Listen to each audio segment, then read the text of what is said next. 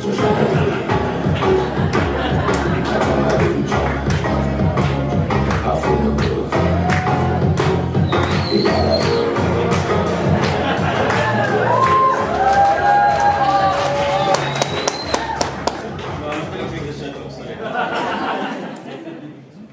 reason that I played the tune was just to kind of share with you a little bit of my midlife crisis. Now that we've gone past that, we can get back into the presentation. But on a serious note, about that very same song, by the way, I heard it for the first time last week, so anybody who's known it longer than that, please don't show me off. And the reason that I found it intriguing is that in this community that we're talking about, there is a notion of champagne lifestyle where people are really into bling bling and all those sort of extravagant display stuff. And this guy came up with this song, which kind of took a very anti-establishment twist, where he goes back to romanticizing the old 740 milliliter bottle of beer in the township. And this has taken off, people love it. And it just kind of shows you that there is such a difference in the cultures that exist in this community that we're talking about. So really what it is about is, what I want to share with you is, this particular market. And I can go back to the next slide, thank you. You don't want to see each other the whole time. Is that while they have this champagne lifestyle, and this comes from, it's not research, so I'm not going to throw you statistics on this particular part, but there are parts where I'll share stats with you, is that you're finding that on weekends, a group of guys, maybe with some girls, whatever it happens, will go to Mzoli's, will go to Sakumzi in Soweto, or they'll go to in Tembisa. There's a couple of places there where they will sit and they might even spend on a single meal up to 4,000 or 5,000 rands just on food and alcohol between 4 or 5 people. And then you tell me they can't afford to travel.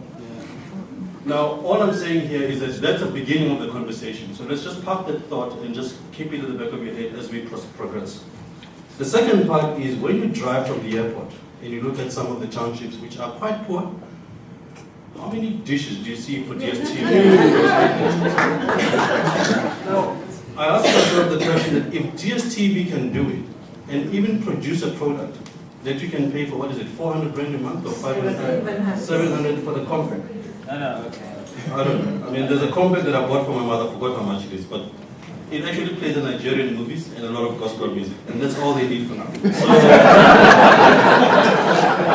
So they can do that, and we actually can sell them travel again. So I think let's just proceed. Where's the thing to change this stuff? Is this? That's the thing. What must I press? Black people and technology. Yeah. This one forward, this one backwards. I don't know, but it's fine. We'll try. I must shoot to show. So effectively, who is this market? I think we're trying to find defining this market. I think let me go back one slide so I can just talk a little bit more. I think the first thing that I want to just challenge us on is to talk about the language that we use when we talk about this market. We call it the emerging market, the emergent market, the black diamonds. How would you feel if somebody would call you that you are emerging? I mean, it sounds for me a little bit condescending about the particular market that you want to sell to. We call them black diamonds. I don't know what a black diamond looks like, but I'll take it as a good word, and it's supposed to be, I suppose, to give them some praise. For the purpose of today, if you'd allow me, I would like to use a different term. And that term is going to be called the Afropolitan. And I'll tell you what the Afropolitan is later on. It's a terminology that we've used in one of the stations that I look after in my day job when I'm not speaking here. And I think that terminology has allowed us really to do a number of things, to really kind of drill deeper into this market, to understand who they are, and to actually get a relationship with them. I'll come back to this particular point a bit later. The truth of the matter, I think, is that when it comes to traveling, we're finding that the people that we're talking about, they're a large group of people, but they are not homogeneous. And I played that song at the beginning because exactly that. Even with the youth market, you're sort of 18 to 25. There are people who will hate that song simply because it's black. And there are certain people who will hate that song simply because it's not R&B. And there are others who will hate it for other reasons. And I think we need to recognize that when we talk to these various markets, we're talking to different people who have got different interests. Now, when it comes to certain stats, and here I'm going to steal some of the thunder from South African tourism. I think we spend a little bit of time with them just to kind of get them to share with us what their experiences are in this particular space. But I think one of the things that we get is that, well, we do know that there's 54 million of us in this country. And I think there's about 34.7 over 18 people who live in this country. I'm not sure if we include our neighbors Mozambique and Zimbabwe in that number, but we can talk about that some other time. Of those, there are 21.7 adults with a source of income. There's method in my methods, just bear with me. And as you proceed, there's 3.16 who earn above 5 million rands a month. 5 million? Hey, that's a fair number between friends. They're showing me still awake. But yeah, well done, that's your way. 5,000 rands, and that's personal income, by the way. So I think that's an important issue. If I can just save myself from you guys. And 1.5 million of those already travel. But what we actually know is that they don't travel for holidays, they travel for work and other reasons. And of that number, again, only 0.3 million of those travel for holiday purposes. Now, do you see how that number starts? And it just dwindles down and down and down and down. The challenge really here is to get the 1.2 million that I indicated earlier on, who are currently traveling around the country, but for other purposes than holiday, to actually spend time with our attractions, our accommodations, and those sort of places. Because the majority of them travel for a whole lot of reasons, be it medical reasons, be it visiting friends and family. So whatever the reason is, I think there is a challenge to all of us in this room to begin to talk to that market and convert them and make sure that they travel. I'm going to take these stats from South African tourism and then almost, I mustn't forget this particular part. I've stolen this concept at the bottom there of building, converting, and defending, which is a South African tourism sort of strategy of how to deal with the domestic market. I think it's a great tool that if we were to find a way of harnessing it, it just allows us to focus on which markets need what sort of messaging. Because on the building side, you've got to get the people excited about travel.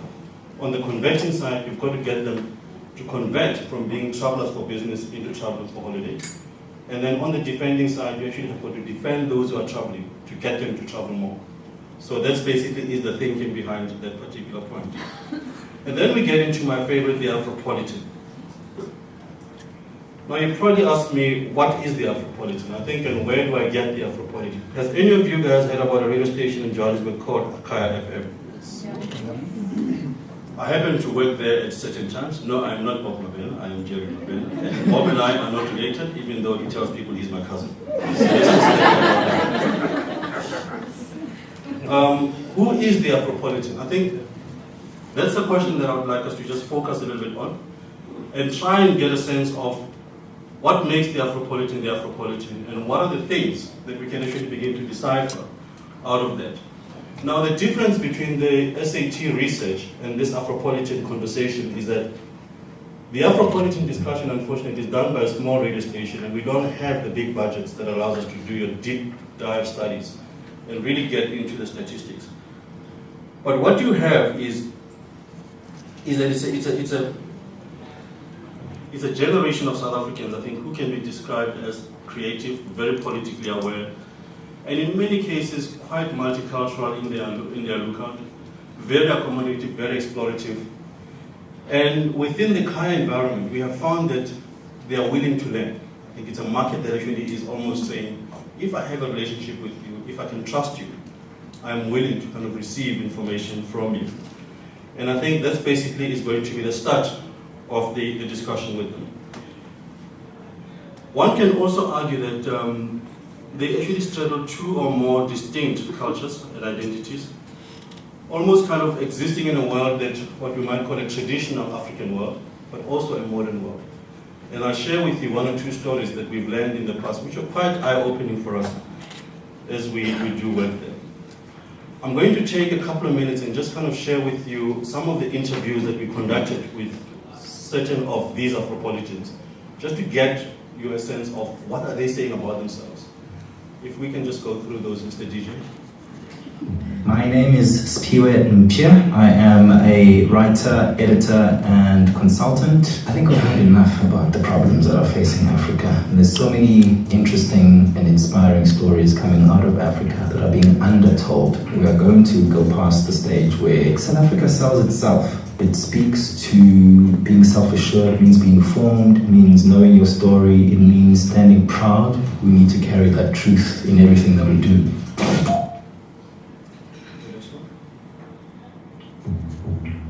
I am Fiona Okumu, that's my name. I am a sister, a friend, a daughter, and a change maker. I am an editor for an online magazine called AfriPopMag, and the URL for that is www.afripopmag.com. What it is it's a place for global African culture. So it's for people that are African-minded or African-rooted, but have a global definition of their identity. So whether you live in LA, whether you live in Paris, whether you live in Nairobi, your culture says that you're African, but your experience and your perspective gives you so much more than just what your passport and what geography says that you are. People know me as Timothy Maurice, or know me as Timothy Maurice Webster. I think at my core, I'm a thinker. One of the things that I believe is required from an Afropolitan nowadays is that we must be curious about the world and our role in the world. I feel like at our basic, most fundamental level, we need to be asking hard questions about our reality. After 500-600 years of oppression, we're now in a space that we're free, but what are we free for? There's a huge responsibility for people like myself and anyone, any manager, any person who leads, or anyone who has a voice to ask better questions. And I think at my core, I ask a lot of questions, even when I don't know the answers. And from thinking, I then decide to create things. And I love thinking and creating. At my deepest core, it's what wakes me up in the morning. Thank you. What we have done further was to also segment those markets, just to really begin to get a bit of a deeper understanding of the various groups and how they behave and how they respond. The first group would be the what you call the forerunners, and then we have the born affluents, then you've got the shapeshifters, and then you've got the Kasi certified. I mean, these are just the groups that we use for ourselves internally, just to understand the market that we're communicating with. But what has been very interesting was I did a little exercise, which I have not completed, unfortunately, for this session, was to take the SAT understanding of the domestic market and then superimpose on it this particular market. And you find quite an interesting commonalities in terms of particularly the age profile, the income profile, and how it then translates into the psychography of how they respond, either to media or to messaging or the things that they like to do. So you're beginning to see that if we actually spend a bit more time, there's a richness of data, but that needs a lot of work to be able to be unearthed over time. Now let me just get a bit deeper into the various groups that we're referring to. I'm going to start with the forerunners, but let me just kind of put all the slides out. The forerunners, it's a particular group that has lived through apartheid. I think these are people like myself. Some even fought the struggle. I struggled to find the struggle, but that's another issue. So we qualified in education before 1994. So when the transition came, we were the first generation that kind of almost eased into it. No, I didn't make the BEE deals. I don't know how to explain that to my son, but we'll deal with it.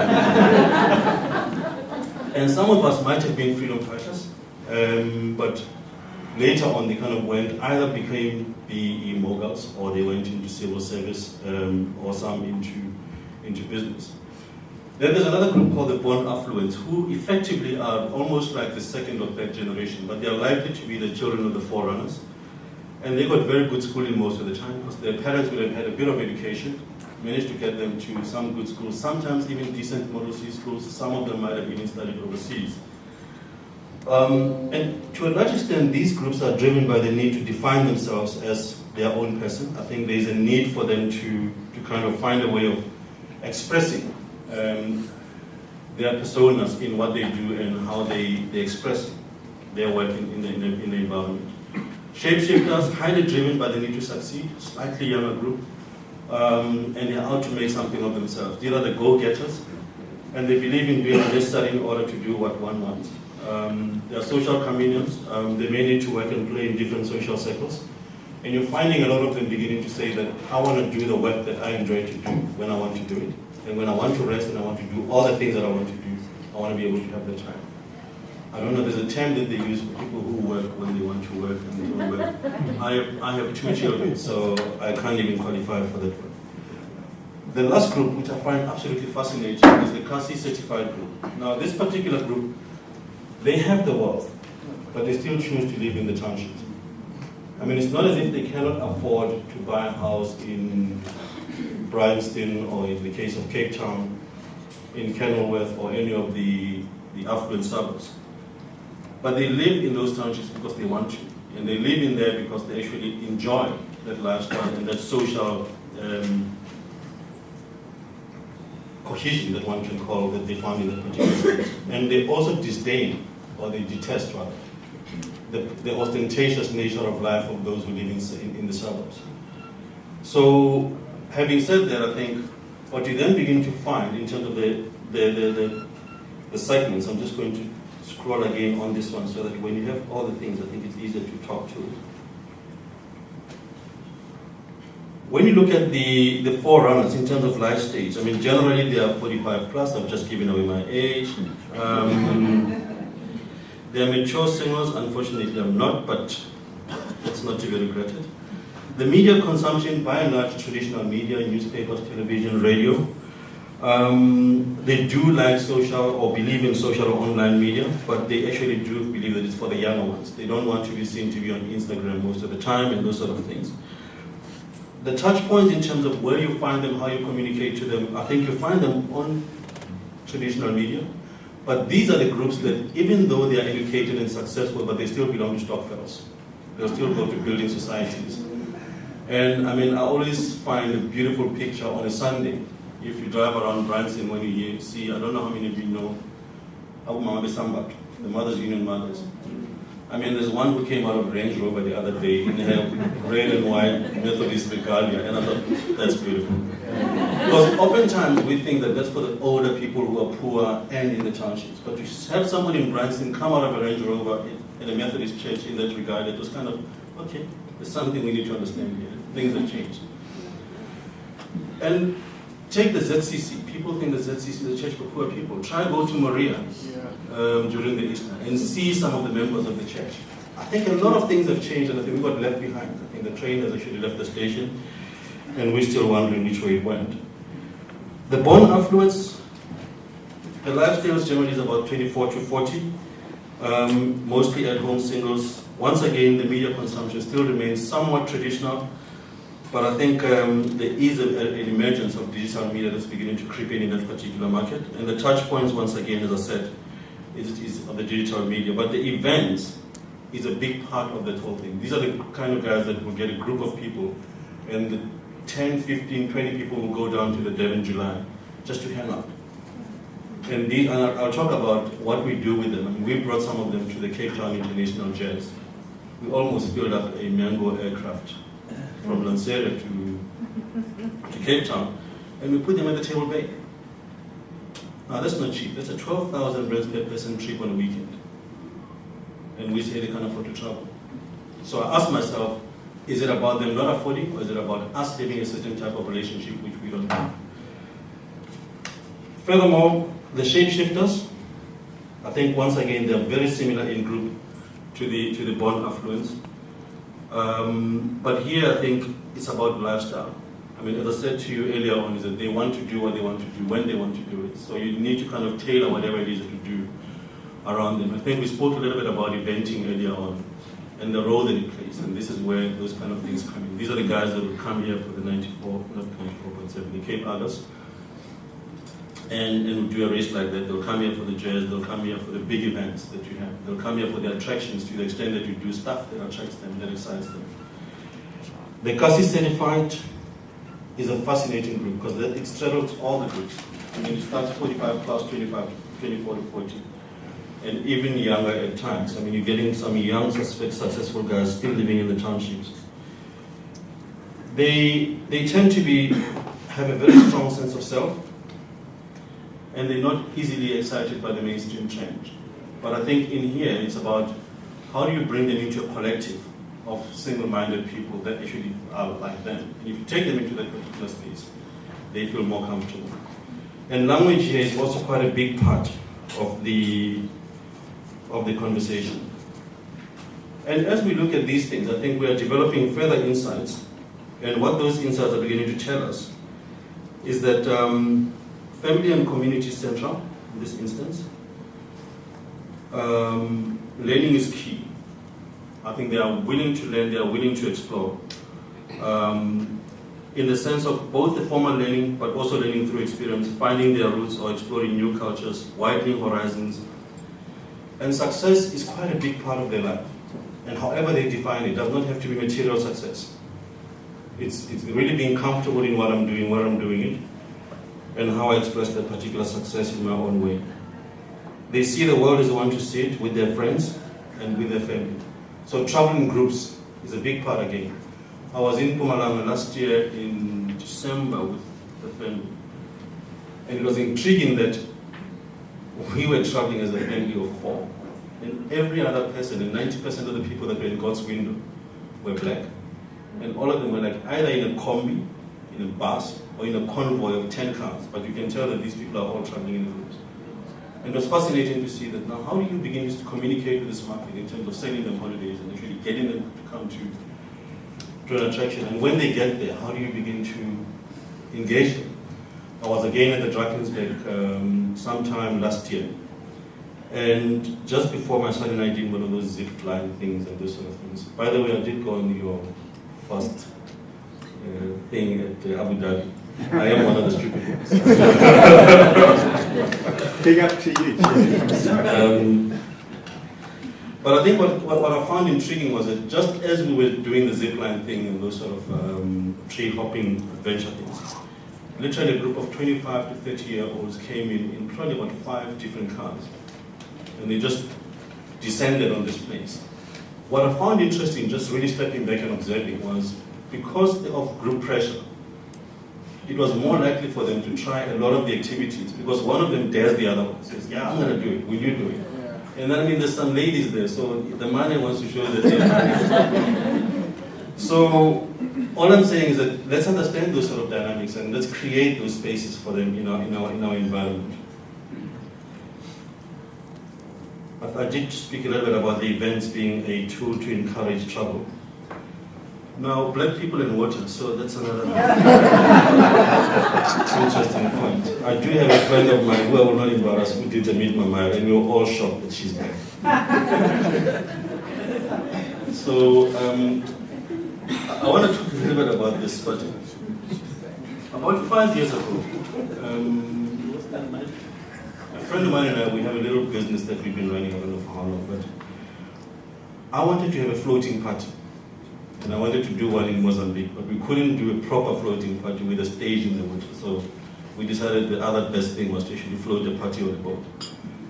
So we took one of these MSC cruises, and we took DJ Fresh, who's now subsequently gone and betrayed us and went to Cape Town, but we won't hold it against him. And we did a thing called Rock the Boat. When we started with Rock the Boat, we sold, I mean, this thing takes, what, 3,000 people around there? We sold about 80% of the tickets on that boat in less than 24 hours. But what was most intriguing was that Kaya FM, now until last year or 2 years ago, they did a similar boat cruise. They also sold the same amount of tickets, but they sold the other way around. Initially, when we did our program, we would sell all the cheap ones, and then you get left with those top-level ones that are quite pricey. Whereas Kaya ones, the top-level ones, go before, and then the cheap ones at the bottom follow later on. It was quite interesting that it just shows you that we're dealing with very different markets at the moment. I want to show you a little clip, and I'm probably going to try, in the interest of time, if you don't mind just playing the clip there, please. I'll show you a little bit of this, and then somewhere in the middle I might just ask the DJ to stop it.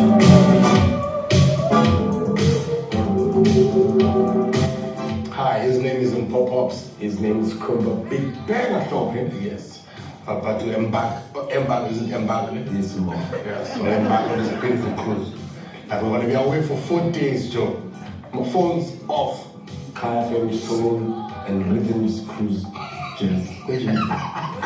I'm sorry, Cheers Cruise. There's gonna be quite to artists there. There's gonna be trumpets, Judith Sipuma, and her nose, like she's playing her nose with her nose.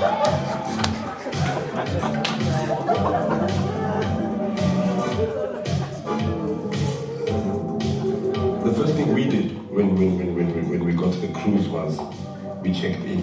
Then we went to the bar. Oh. And then we don't remember anything after the bar. What we know is that there was nothing here. And yes, the car. Yes.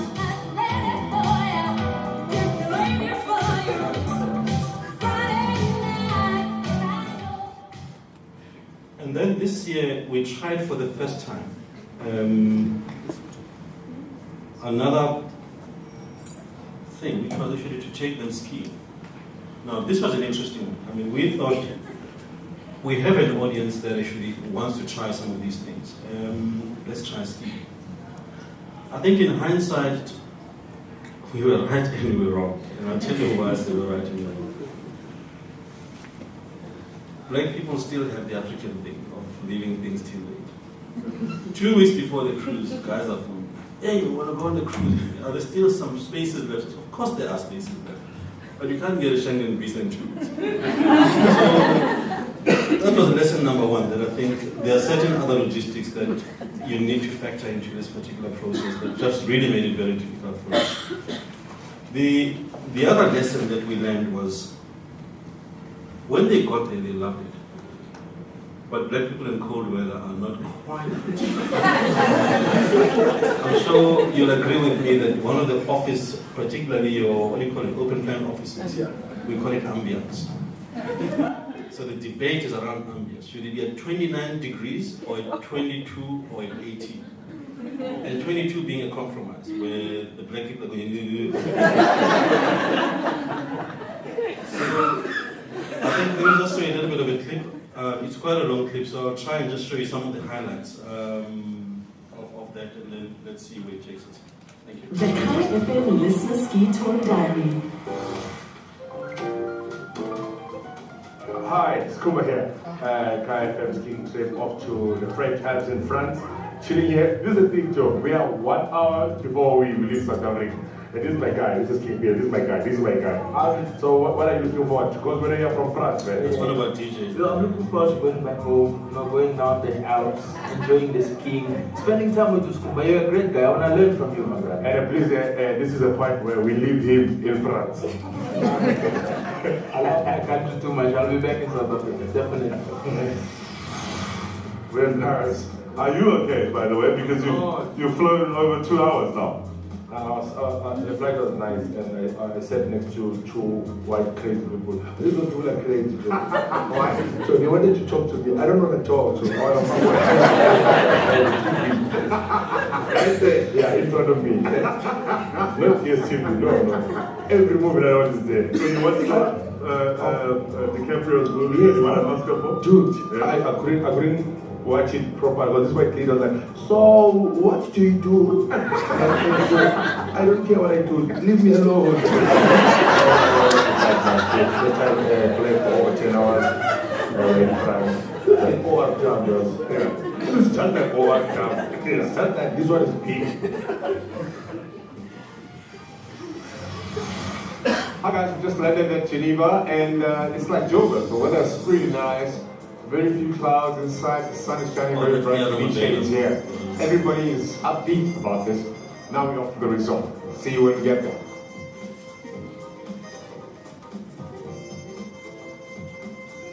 Arrived here around 12:30 after a 3-hour bus with cats, Joe, everywhere. And we are in the middle of the snow. And I've never seen so many happy people in my life. Hello. How are you? Yes, you want to come?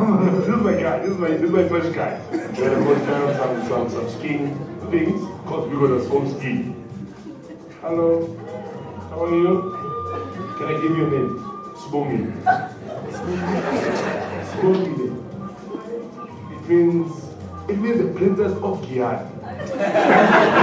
avocados, there's bananas. It looks like you can. No, it doesn't look like.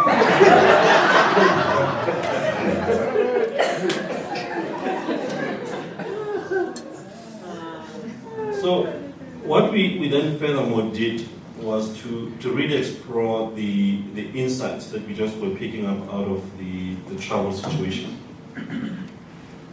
And I think if you really look deeply into some of the stuff that we picked up was the notion of novelty is quite a key driver of interest. And I think that's a human factor. It's not peculiar to this market. I think for people who have not traveled, I think it's a good thing for us to begin to highlight that. Relaxation in terms of escape. I think you'll have seen when we talk about some of those insights of the various sectors, that to escape is one of the things that we all like to do every now and then. Obviously sightseeing, adventure travel is quite an interesting part that seems to be emerging more and more.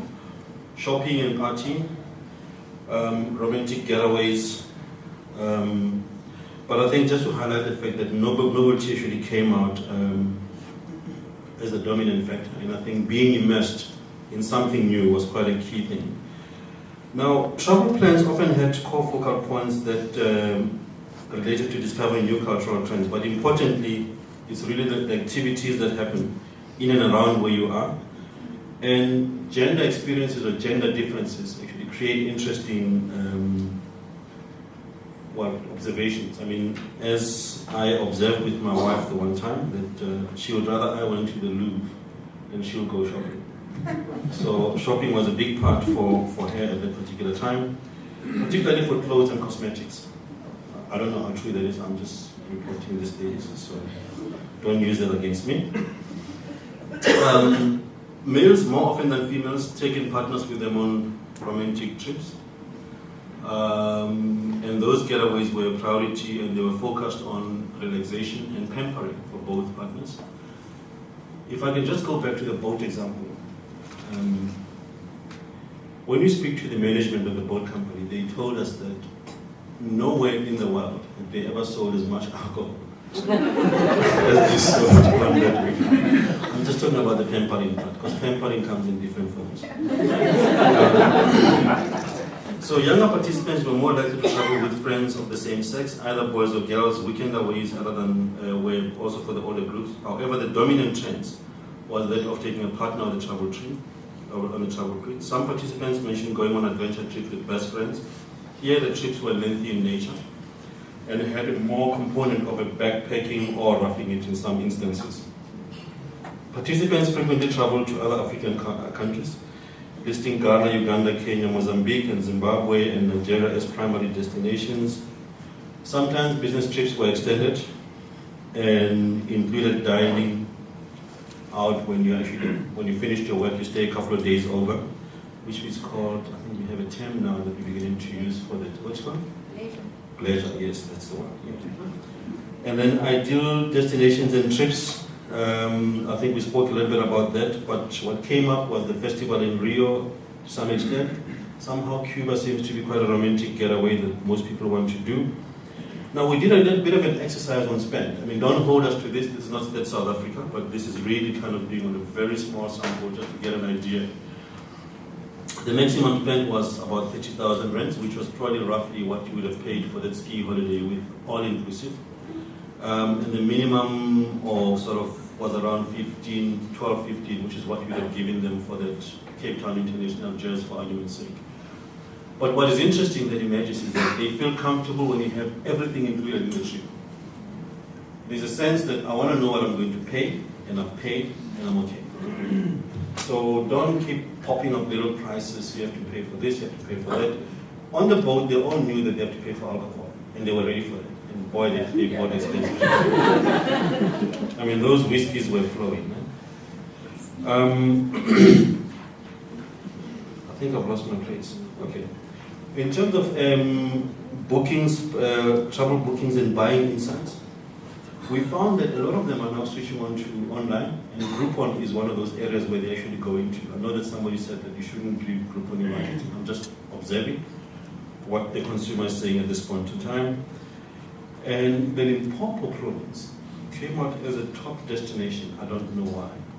I had I suppose it has to do with the ZCC church, I'm not sure.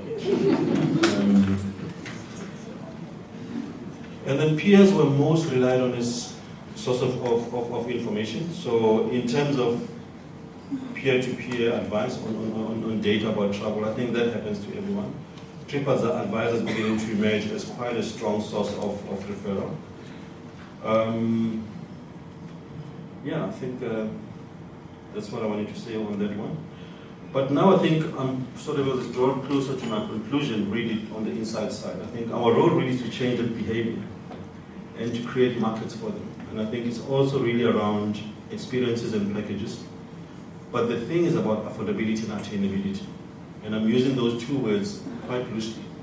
You know, one of the things that I observed, and I'm going to use some personal experiences here, is I was suggesting to my brother who came to Cape Town and they spent a week with their stopfell here last year. I said, let's go to the Kruger. And he says to me, no way, dude. I don't want to be eaten by a lion.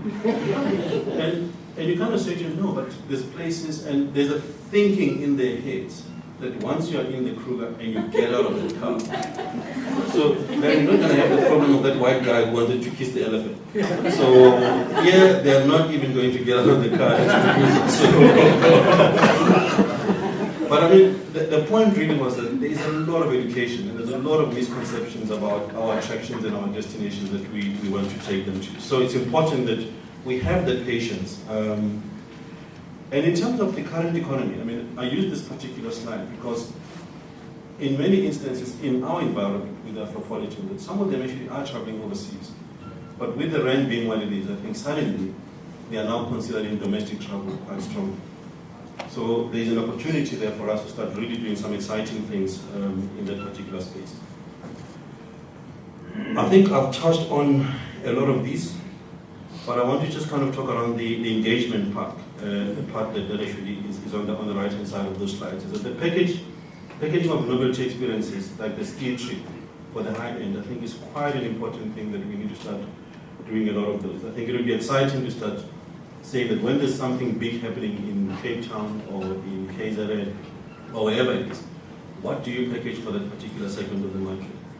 And at the bottom, I think the affordability and the attainability is around what sort of formats do you give them to pay? Somebody was talking around, I think it was 350 that you break into small bite-sized chunks. That thinking should not be lost. And we do need to get back into thinking in that particular area because that's where your biggest barrier of travel comes in. It's really around the affordability piece. But it's also around, I've never traveled before. You know, how do I actually get myself into a space where I can start considering travel as a proposition? But more than that, it's also around the product offering that we have. I think I was sharing with you earlier on around, we have a travel company within, not a travel, a rental company. And I was challenging the guys that if you look at some of the taxi owners, my people, no, I was a taxi driver. I don't have a car.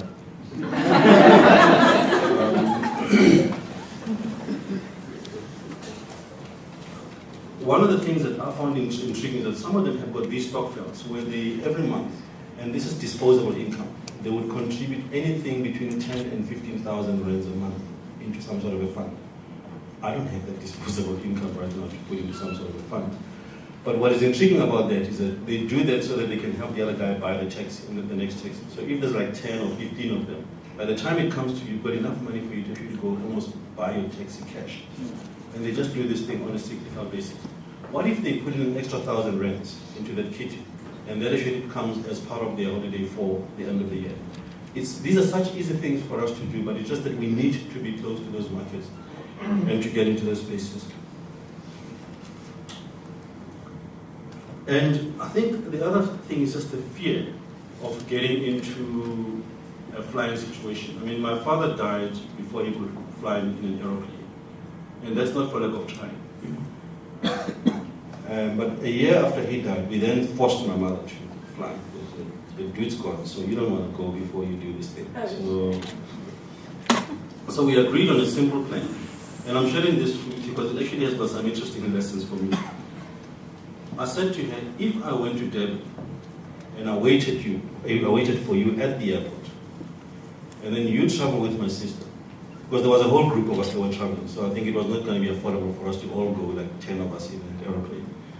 So we drove down. I got the two of them to get into an aeroplane. So we made sure that when they get into the plane, my sister takes her there, takes her through everything until we get to security, and just tell the security, show this lady where G15 is or G5 gate, and then they did that.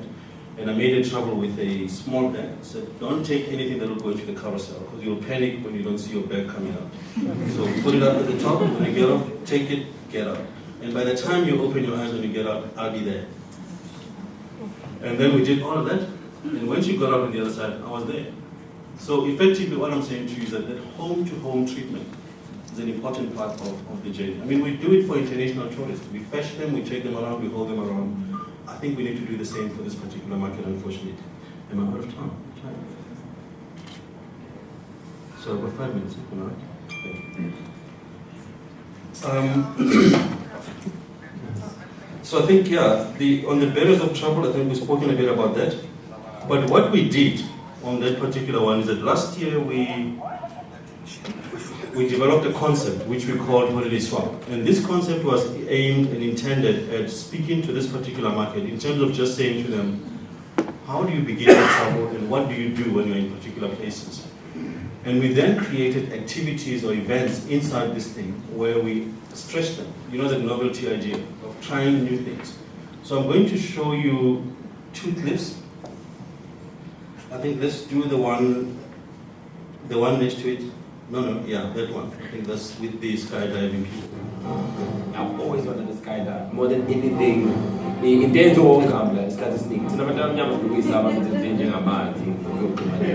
I'm really, really excited, looking forward to it. It's a first for me, so yeah.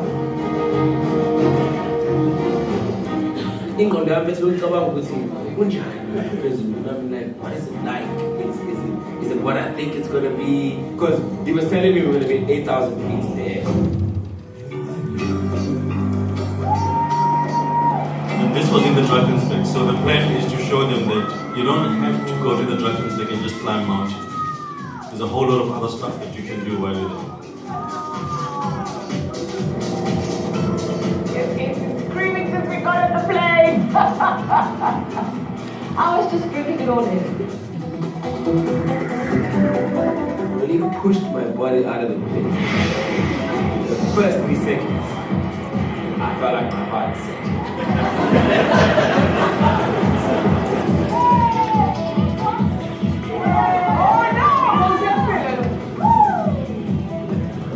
You don't have time to feel? It's like, oh, swing your legs over, and you're swinging your legs over, and then you're like, boom, got it.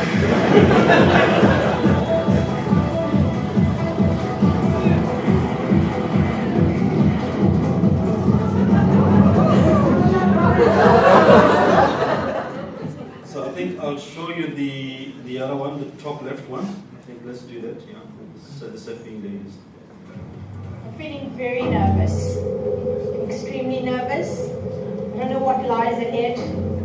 Okay, Dee is a bit nervous. She's still on the shore and Sandy's already in the water.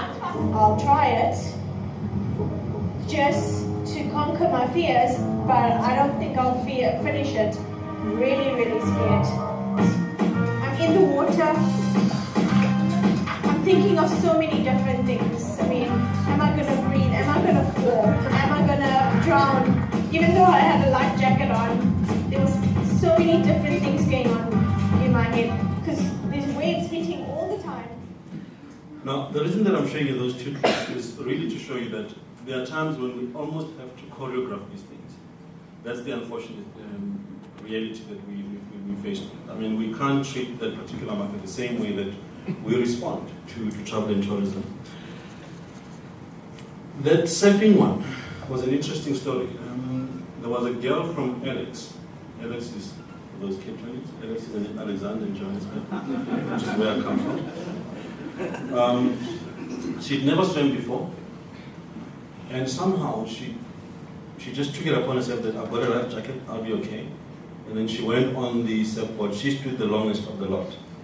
Now imagine that sort of experience when somebody who never swam actually just stands on a surfboard and wins a challenge like that. The second one was in another one of these groups, there was a lady from the Northwest. She'd never seen the sea before. So I tried to get that clip, which I couldn't find for some reason. I think it was in the production stuff that I couldn't get to. But when she arrived in Durban, she kind of stood at just close to Ushaga Marine and looked at all of us and said, wow, I didn't know the sea was this noisy. And it looked smaller on television.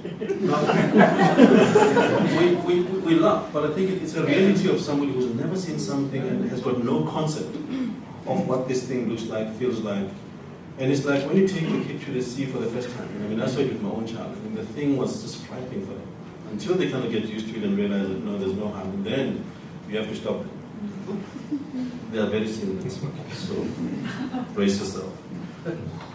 Now, the last, I'm getting to the last couple of slides now. I think in terms of the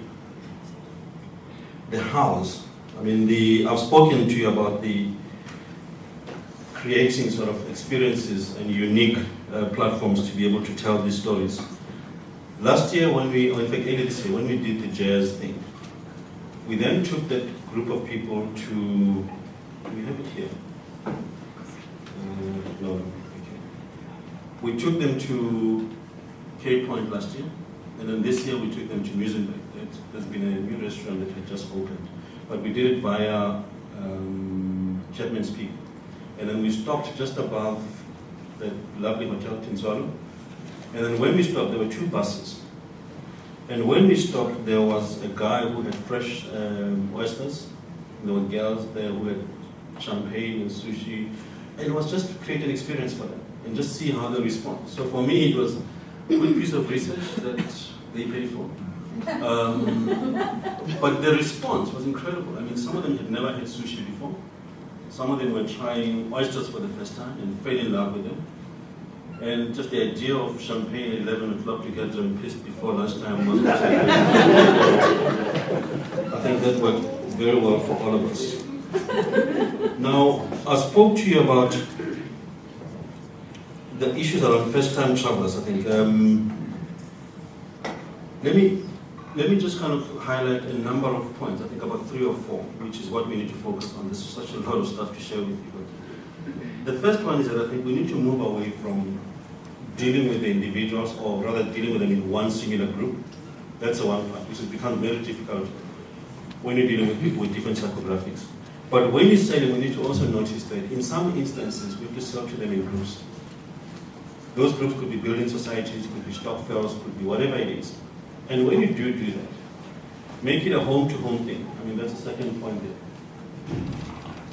Fetch them at home, take them through the airport situation that they have to fly, make sure that it's all inclusive from a food point of view. And just the hotel also needs to kind of understand that, you know, you can't sort of, I don't know what's the word, I mean, the other day we booked for a group in the Drakensberg, and the group that I was with kept on changing their mind. This one was coming today, was not coming, and then they were coming again, they were not. And you could see that the hotel gets frustrated because they want to kind of get a booking, get it confirmed.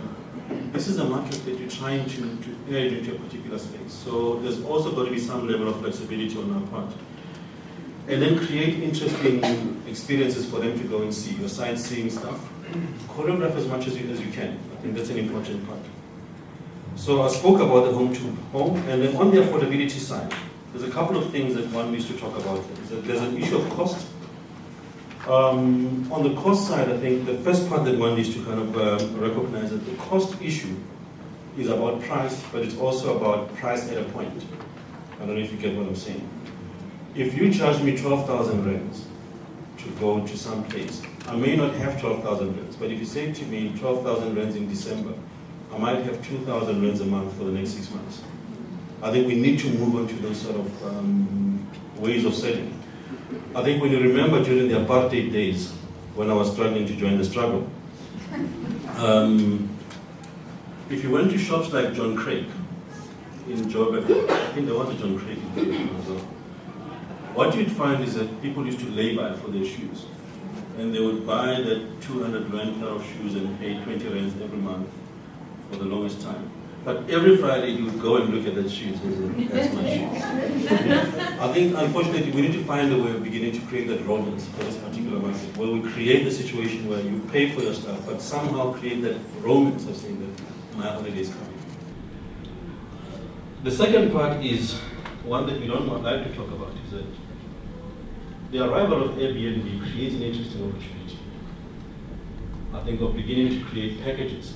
I think Airbnb in and of itself doesn't provide much. But if you look at how one or two of us, actually, you provide this little piece, I provide this little piece, we book the place and then we put it all together, suddenly the price drops. You might even want to throw in an intern chef from some of the hotel schools in the local town or township, and then they cook for those people.